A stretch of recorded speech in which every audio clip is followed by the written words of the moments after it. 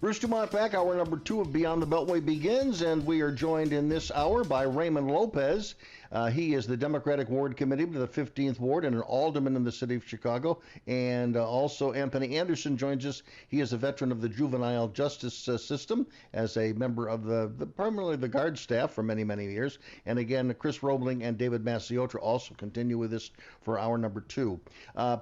Guys, in this hour, I want to talk about public schools for a while and why public schools are not open to the degree in which many parents would like them to be open.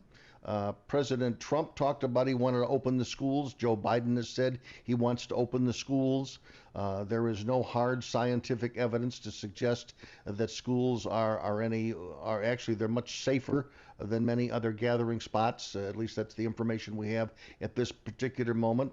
But again, we have a large portion of America that does not send their kids to school. They're homeschooling them basically through the schools, through the various COVID educational programs that are existing. And then last week we popped up the role of the unions in keeping some schools closed. And so, Ray Lopez, I want to begin with you because we should mention to those around the country this is an issue that plays well everywhere. But again, it was a big issue in the city of Chicago. And as an alderman in the city of Chicago, where do you come down between the school board and the teachers union insofar as how safe are Chicago schools and are they ready to open? For me, and good evening, Bruce, and good evening, everyone. For me, the issue isn't do I side with the board, do I side with the union? I'm siding with my parents. I'm siding with my students who are looking for a safe and healthy option to get educated. Since April 6th, this city, CPS, and everyone has avoided the topic that was eventually going to come to the forefront, which is how do we get our kids back into the classroom? And here we are at the 11th hour, 59th minute, yet again playing games with our students, telling them maybe tomorrow you'll go back. Maybe the day after that, we don't know. They were supposed to be back already a week ago. And what we see more and more is that our kids are caught in the middle. They've been caught in the middle since the very beginning. We know our kids aren't getting educated online. We know that they're reluctant to go back because of all the hysteria over whether or not it's safe or not to be in a classroom. And here we are going to have a full year, almost 1 year, where our kids haven't had a quote unquote normal educational experience, and they are suffering from it, and there's no end in sight as these games continue to put them in the middle.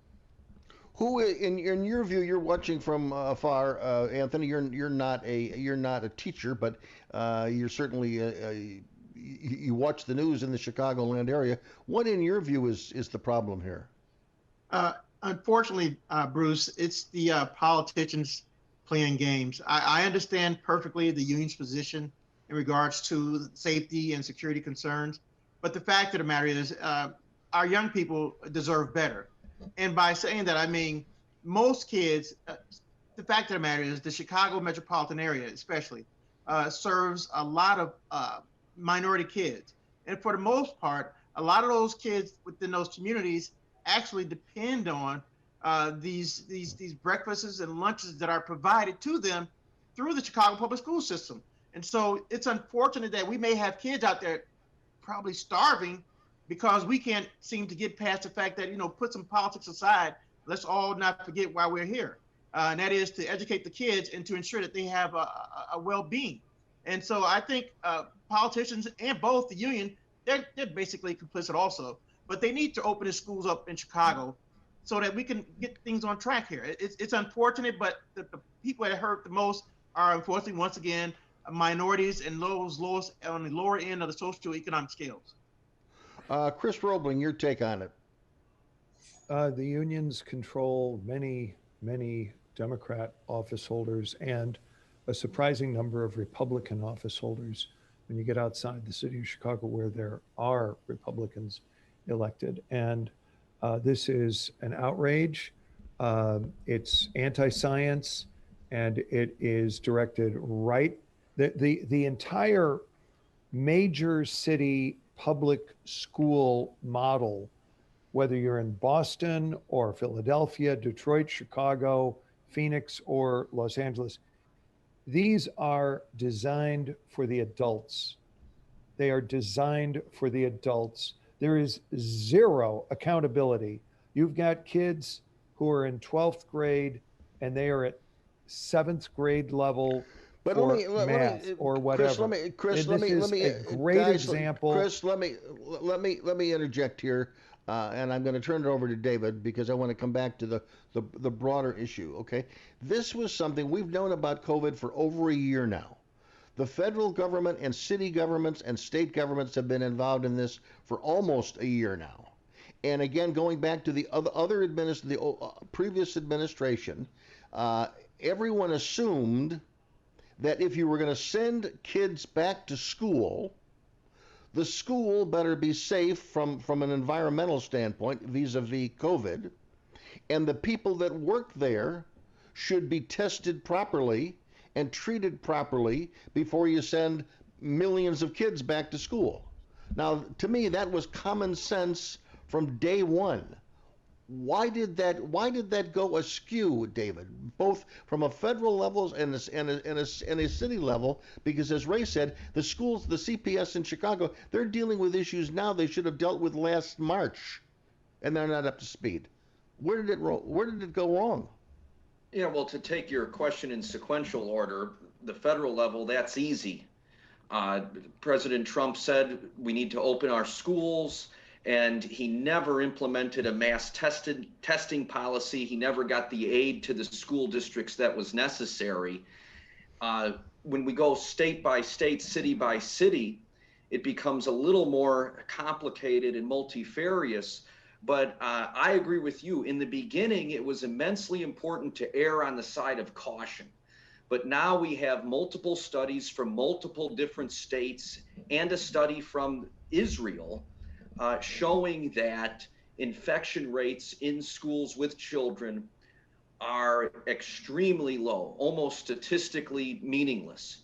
So there is no reason at this point, as long as school districts can do it safely with sanitization and PPE and accommodations for distancing, that we can't reopen schools K through 12. Ray, where do you think it went wrong? Can you pinpoint where it went wrong, and what were the early decisions that were made or not made that frankly turned out to be wrong? Bruce, if I could pinpoint when COVID decision making went wrong, I'd be president of the United States at this point. But I think what we do know is that it really went wrong when true science was supplanted by the politics of the moment. And we've seen that not just with education, we've seen that with restaurants, we've seen that with a lot of things where science has shown that we can safely do things and begin normalcy again. And the powers that be, the politicians, choose to ignore the science because it's not convenient to letting go of their stranglehold on what they consider their power at the moment. And I think a lot of that also went wrong when billions of dollars in CARES Act went out the door by the federal government, but was not assigned specifically towards any kind of future planning. In the case of Chicago and other school districts, you saw CARES Act dollars being used to balance their budgets and to augment what they were already preparing for spending. Not Ray, forward, we've got to pause. but backwards thinking.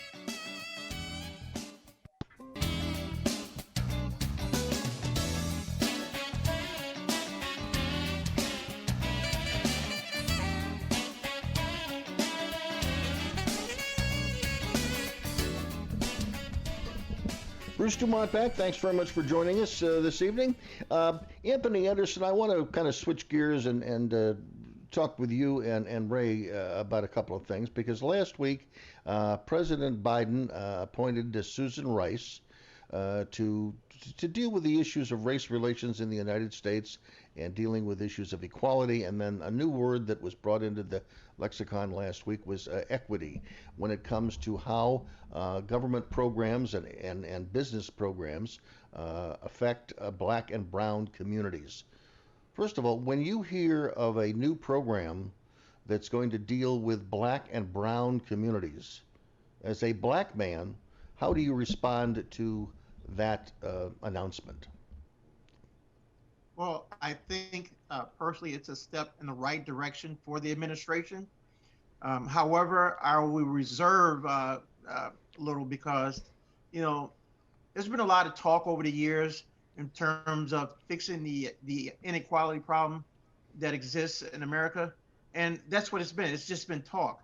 And so, if the Biden administration has put forth these executive orders and efforts, that's one thing. But in all fairness, Bruce, what we need is federal statutes and state statutes, and those need to work in tandem with federal government and state and local government, so we can see some real changes that affect the African American population. And those steps need to be taken in a lot of the major cities. And when I say major cities, I mean like Los Angeles, Chicago, and New York. If you're going to target some individuals, you're going to target the minority community. I say we should target those things that he wants to do in those communities to those specific areas, and that way we can see firsthand exactly what the Biden administration is doing. I applaud the fact that he's at least trying. I am happy to learn that he's wanting to get rid of federal prisons in terms of the way that they operate. Private prisons. Private prisons. I'm sorry. He wants to get rid of private prisons. Yes, private prisons. Yes, absolutely. Right. Private prisons that the federal government operates, and that's a step in the right direction. I mean, personally speaking. Ray, when you hear the term black and brown communities, obviously you represent a black and brown community. Do your ears perk up, or do you just say, ho hum, here we come with another program? Well, my ward, my district, for your viewers and listeners, that's my dog. She agrees with me. I represent African Americans and and Latinos. Yes, Lily, we know. The black and brown is basically the majority of my district. But what I'm very concerned about is that, we hear these catchphrases all the time about transparency and equity at the local level, and now we're going to start hearing them at the federal level as well. Those catchphrases are great, but if you don't put policies in place and if you don't enact laws that match the rhetoric, those words are meaningless. And minority communities have heard this time and time again. What is a law? And by the way, if you have to mute and handle your dog, everybody understands. But again, this is for you and for Ray and for Anthony. And I want to ask Anthony. Anthony, is there a specific law? I mean, be very specific. Is there a specific thing that the federal government or the state government or the city government could do that addresses exactly what you're talking about, that gets to the people that really need help, or they need the bootstrap at this moment in their lives? Well, specifically, I would say in terms of the ability for blacks to have the same access as any other group out there as it relates to capital. If you can't go to a bank, or if you can't go to an entity to borrow to even get a business started, that's going to be a problem. And so right there, I say they need to make sure the markets are available to the African American community as well as the Hispanic area, but more so to the black community, because blacks want to start businesses. A lot of times they just lack the capital as their white counterparts, and so therefore they're in most cases shut out of the process. And so let me interject an idea here to go back further, because you're talking about equity. Okay, that's, you're dealing with equity when you're 20 or 30 years old and you want to start a business. I want to go back before that, where there may be inequality or a lack of equity. And that is where we were talking just a few moments ago. And that's in the public schools. I mean, if the public schools are supposed to educate black and brown students, and they don't have classes, or they only have part-time classes using computers, because the elected officials, many of whom are black and brown, and the unions that are black and brown, they're not getting together to agree on something, and the big losers are black and brown students. Isn't that what's happening in Chicago, Ray? Well, that's definitely part of what's going on. Absolutely. And I think that alludes to something that Chris referenced earlier, which was the school matter of school choice. And do your dollars follow the student, or do they get assigned to the district where they live in? I think equity would be to have a serious conversation, which is, if you have a struggling parent and they try to put their kid in a better school, the funding for that child should go with them. If they go to a private school, the funding should go with them or be available to them.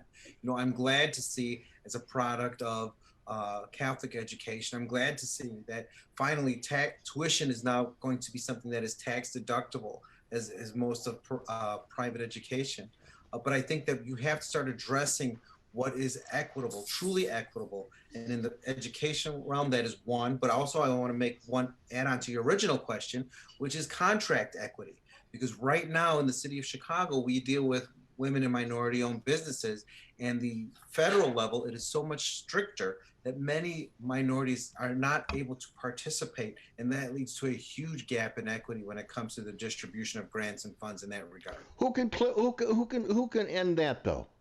Isn't that the local, in this case, the local Democratic machine? Aren't they the ones that can literally change that if they want to do it? Change which part? Well, insofar as you say, contracting. I mean, No, that's a federal issue. So like when cities like New York, Chicago, LA get federal dollars, there are federal restrictions on what we can do to improve minority participation and inclusion. So if the federal government, which actually institutes some equity language in these contracts, then we would be able to spread the pie around a little bit more and further than we can at present. Chris Robling, your response to this. Turn your microphone on. Are we educating kids or are we serving adult interests? And I believe that parents understand what is best for their children. And I think that we've given these educational bureaucracies a lot of time to produce results. The results in Chicago, across the board, with exceptions, charter schools, magnet schools. There are a few things that have caused, a little bit of growth, through the crack in the pavement. But we are asking parents to pay taxes, and we are not delivering.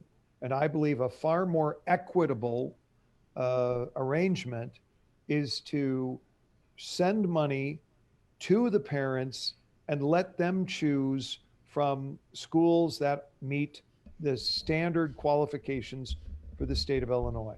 But I have a problem. I have a problem with that in one sentence. The problem is everybody knows that when money follows a student, more times than not, that student is going to go into a community or into an area that really doesn't reflect them, one, and two, that's going to be the end of the public schools as we know it. And so the normal school that's in the community, it's not going to be there anymore because more parents are going to start to send their kids to other schools. Now, I get that the money should follow the kids, but it's going to be the end of the public school systems as we know it. Now, the question you should probably ask yourself is this. What's wrong with that? How is it that they're able to have what's wrong with that? Anthony, what is wrong with that? What's wrong with that? What's wrong with the public school system ending as we know it? What's wrong with that? I don't want the public school to end as we know it, Bruce. I want the public school to change and adapt to what's going on within the community. Well, what are they waiting for? But the problem you have is if you allow federal dollars, if you allow money to follow the students, those students are going to leave those communities. And so now we have a community that has no commerce and no schools. And so what are those communities going to look like then? Now, David, what I'm saying is there are schools. I want to go to David. I want to go to David Masciotra, and then we'll come back to you. Go ahead, David. You've been waiting to get in. Yeah, Anthony's entirely correct because schools tend to reflect the communities in which they exist. So, the people aren't complaining about public schools who live in the ritzy north side neighborhoods of Chicago. I know some of those folks. They're very happy to send their kids to those schools. People aren't complaining about public schools who live in wealthy suburbs. So what we have is massive inequality throughout the country, amplified and catalyzed by a property tax funding mechanism for schools, which punishes children if their parents are poor. And that is at the root of the problem when we talk about unequal resources, unequal teacher salaries, unequal school quality. And Anthony's entirely correct that if you allow the money to follow the students in the way that some are articulating here, it will effectively destroy the public school system in the United States. And what that does is it diminishes any chance for upward mobility. Because Chris I couldn't Robling. disagree Chris Robling. more. I couldn't disagree more emphatically. I think that the structure Chris, we I know, have is I know that, but we do. do have to pause. I hate to do this, but we're gonna give you the full time when we come back. 1-800-723-8289 from coast to coast and border to border. You're listening to Beyond the Beltway. I'm Bruce DuMont.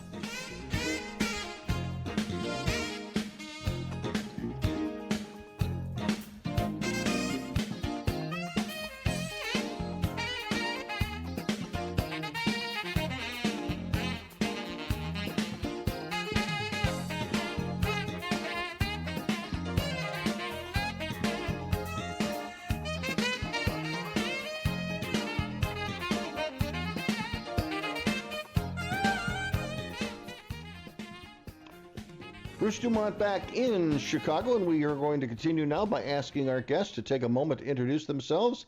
And we're going to begin with you, Anthony Anderson. Give us about 20 seconds on who you are and why you're here tonight. Yes, my name is Anthony Anderson. I'm a Marine Corps veteran. I was working with the state of Illinois for over almost 27 years with the Department of Corrections and the Department of Juvenile Justice. I just recently retired last month. August. Mm-hmm.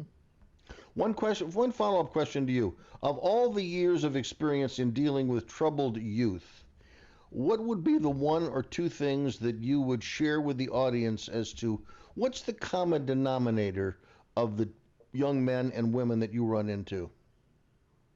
Lack of a two-parent family.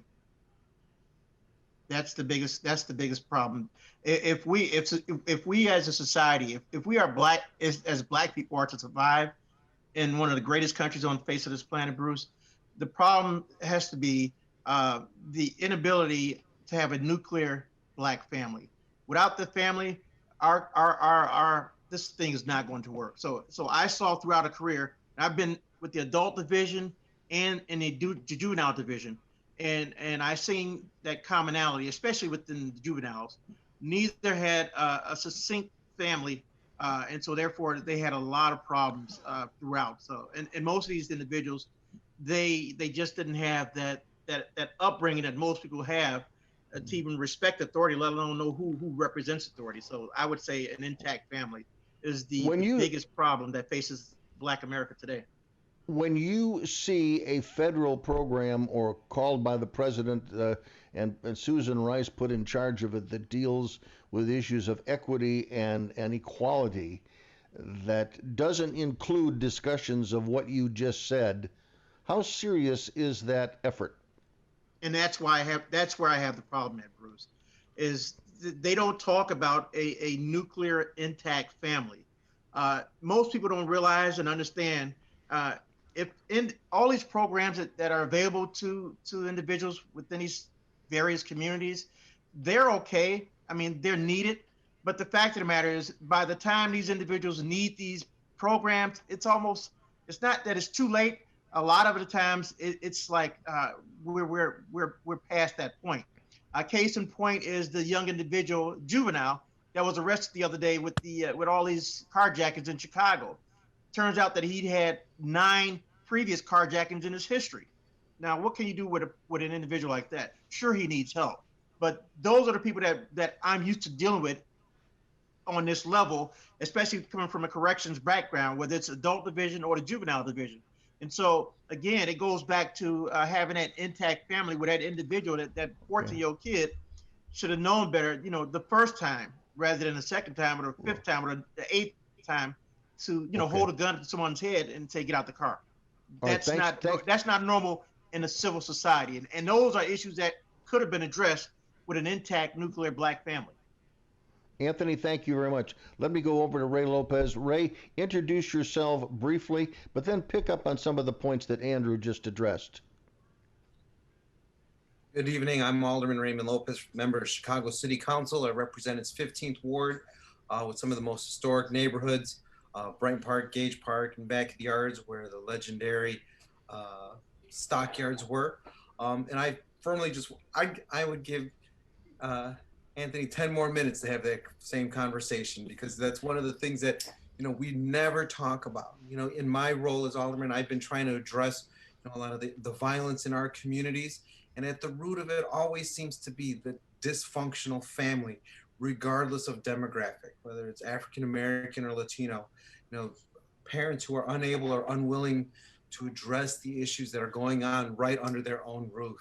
And I think as we look at all of the programs that are out there, from federal, state, county, and city on down, at the end of the day, creating a cohesive and functional family unit is the only way that we're ever going to be able to get our society back on track. And that takes politicians having some very uncomfortable conversations with people to say, look, Johnny isn't always a little angel. Do you think that when you hear programs being addressed to the black and brown community, is that an insult to the brown community? Because are there differences? Are there differences insofar as equality and equity? Certainly, at least as popular perception would be, there may be a larger number of intact, solid Hispanic families than African American families. Would you agree with that? And does that make the solution a different solution, not one size fits all? Well, anytime I hear the term black and brown, it always just reminds me that we've spent decades trying to get away from labeling ourselves by color, only to jump right into that fact as of late. We can recognize our heritage, recognize our culture, but to put it in such a simple term that, we're back down to being the POCs, people of color only. It bothers me personally. Now, as far as whether or not we're lumped in together, the fact of the matter is we raise children, we get a spouse, we try to go for that American dream. The obstacles may be different at any given time, but we're all trying to pursue, hopefully, the same end, which is to be successful family units in this country, in this city. And to be able to recognize that you have to have some variance to address whatever's going on in between demographics, that's great if we can do that. But we have to remember that the goal is the same. It's universal. If you have kids, you want them to grow up. If you have parents, you want them to be able to get old and be healthy. If you're trying to get a house, you want to be able to buy that house yourself and not be, taken advantage of. Those are goals that are universal, and we have to remember that. If you were to compare the Hispanic communities, and there are many of them, there isn't a singular Hispanic community, but with the African American communities around the United States, would one of the differences be that there would be a far smaller number of illegitimate children in the Hispanic community than in the African American community? I think there's a misconception when it comes to children out of wedlock in either group, or children without fathers in either group. We in both demographics at large, and granted, lumping all Latinos into one group is pretty large in and of itself. Right. We have challenges, and I think they go more by the lines of economic lines than they do by racial lines, which is if you have individuals who are on the lower rungs of society's economical ladder, you're more than likely going to have children that are out of wedlock or not from married parents, just because of they don't have the resources, they're not in school, that their priorities are different from someone who's on the upper rungs of that ladder. But I don't think that's something that's unique to either one group. I think that's more an economic issue than an ethnic or racial issue. David Masciotra, let me have you pick up on the conversation of the last 10 minutes. Yeah, thank you, Bruce. Yeah, David Masciotra, writer for Salon, author of I Am Somebody, Why Jesse Jackson Matters. I think that Ray Lopez just threw a bullseye, because we use these terms somewhat loosely and abusively, like Latino American or Black American, or even Asian American, because within those groups there's different strata and there are different situations. And if we talk about the lower economic strata, Eastern Kentucky, for example, is almost entirely white, and yet it has the poorest county in the country. And you're going to see a lot of commonality there in terms of frustration and burden and struggle, as you would on the south side of Chicago or certain other urban neighborhoods. So even though Anthony is correct that there are issues of racism that specifically affect specific groups like redlining, there's a brutal history of redlining in this country. We would better Define serve what this that means, conversation, David. in my opinion. Define that. Define Excuse me? redlining for those that don't know the term. Define it. Oh, redlining is either denying loans to qualified applicants based upon their zip code or skin color, or giving vastly different terms for those loans based upon skin color, zip code, irrespective of qualification. But just to punctuate my point, I think we would much better serve this conversation and serve this country if we talked about working class economics and politics across the board and talk about it in a multiracial sense, because a poor white family's needs are not entirely the same, but are strikingly similar to a poor Latino family or a poor Black family. Chris Robling, would you agree with what David just said, that maybe the media, which is always talking about, Black and brown issues and how they are to be helped by government programs, that they dismiss the reality and the feeling that many poor white communities have, and that may lead to racism because they feel that they're not being addressed by anybody?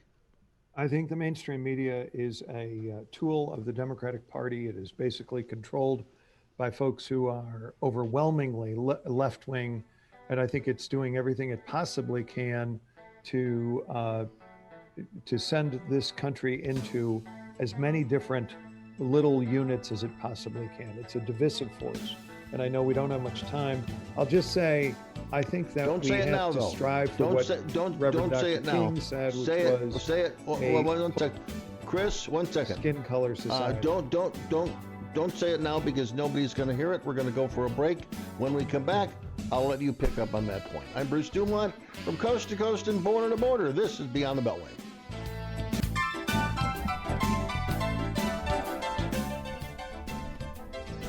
Bruce DuMont back, our final segment this evening. I want to thank Connor McKnight for his assistance in the production of this Zoomcast, and Ray Lopez is showing off his dog, and Chris Robling was showing off his dog a little while ago in the wide shot, so it's nice to know that our best friends are close by. I want to go back to you, Ray. One of the other issues last week is that the president wants to make a big splash on immigration. He wants to move forward with some of the magic reforms that we've talked about for the last 25 years in this country. Are you optimistic? And of the things that you have read and heard, how will they play, and how will people in your ward react to them? Well, I am hopeful that President Biden will dream big and do something to address the 11 million or so undocumented individuals in the United States. Ronald Reagan dreamed big. He gave amnesty 30 plus years ago, almost 30 years ago, in order to hit like the reset button. And I think the federal government needs a massive reset button hit. Ray, let me interrupt. Ray, let me interrupt. For those people listening to the program this evening that just they screamed with your answer to this, take a moment and explain to them why the 11 million people who are in here illegally, how they should be dealt with, and why should they be dealt with differently than others in the past. Well, I think what we have seen is an abdication by everyone at the federal level, Democrat or Republican. Everyone who just with a wink and a nod for the last 2.5 decades knew that this problem was growing, knew that businesses were hiring undocumented, knew that we were still having a sieve for a border, both southern and for people flying in. A lot of people who were here undocumented overstayed their visas, their educational visas. It's not just the assumption that it's all just from Mexico or Central America. You have a lot of Asian and European undocumented in this country. But because this problem has gone on for so long, it has grown to the point where we need to do something big. Now, what we can do is look at a way, just like we did with DACA, to have people come out of the shadows, to register, to get in line, pay an extra fee if they need to. But we need to get this process going so that they can become naturalized and finally have a path to citizenship. But if there was a fee, because a couple of years ago, this is during the Bush administration, when they came up with a plan, this is the thing that George Senator McCain was talking about. Part of that was to come forward, come out of the darkness, as you suggested, and they would have to pay a fine and they would have to wait in line. Now, my question is, do you really believe that people who've gotten away with it or avoided it for all these years are going to step forward, put their name on a federal document, and be willing to pay a fine and then to get back in line to get into the country legally? Do you think that's realistic, that people will do that who've lived the last 20 years of their lives in the shadows? Yes. To them, maybe the shadows is better. Nope. Why? I am in full confidence that the individuals that are here who are undocumented, who believe in this country, who are here for a reason, would do that. If they knew that there was a light at the end of the tunnel, even if it meant that they had to get in line, even if they knew that the higher price would set things right, if that's what it took to get Republicans on board to make this happen, I think a vast majority of those individuals would in fact come out of the shadows, because many of those individuals are people like my husband who came here with their parents as children and have never gone through the process. We need to fix that. We need to make it so that if you were here as a 6-month-old undocumented immigrant and have just always known this country, we're not shipping you back to some place you've never been to. We need to make it right. And those are the individuals who would pay. David, do you agree would you think that the masses would come forward and put their name on a government list? Yes. No, I want to get David's response to that. Those young students who are DACA recipients did it. They came forward. But not all of them. Wasn't it a relatively small number of DACA kids that did it? Well, they also had to contend with President Trump weaponizing that list too. So I can't quite necessarily blame them for that. David, go ahead. Yeah, and that's the point that I wanted to follow up on, although Alderman Lopez is kind of teasing it there. With all due respect to Alderman Lopez's early analysis, this is a problem that we could solve, because as recently as during the Bush administration and then again during the Obama administration, there was a bipartisan consensus on immigration, comprehensive immigration reform. But it's the acidification of this far right wing of the Republican Party that exercises this veto power on getting any immigration reform passed. And that we can actually, this is a simple problem to diagnose. David, let me just say, you believe, and you've said on this program, just 1 second. Just 1 second. Go ahead, Anthony, but let me finish my point first. I don't believe that you can blame the right wing in America for everything that you think has been done wrong, at least in the immigration thing. One of the things that I have heard, and have heard it for 25 years now, is that the American people, they like to treat people fairly, but they don't like the idea of someone sneaking in the line. And to them, there's 11 million people who snuck in the line, and their grandparents didn't sneak into the line, and there's resentment. It has nothing to do with right-wing ideology. That's the way they feel. Last word to you, Anthony, and it's got to be very, very short. 10 seconds. Yes. One thing I think David can rest assured is I know that some Democrats live in some districts that may be mostly Democrat and some Republicans, but for now, it's clear that the Democrats control the House, the Senate, and now the presidency. And so if we want some comprehensive immigration, as it relates to the Democrats, I think they could get it through on their own if they wanted to.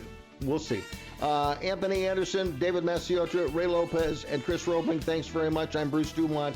Good night from Chicago.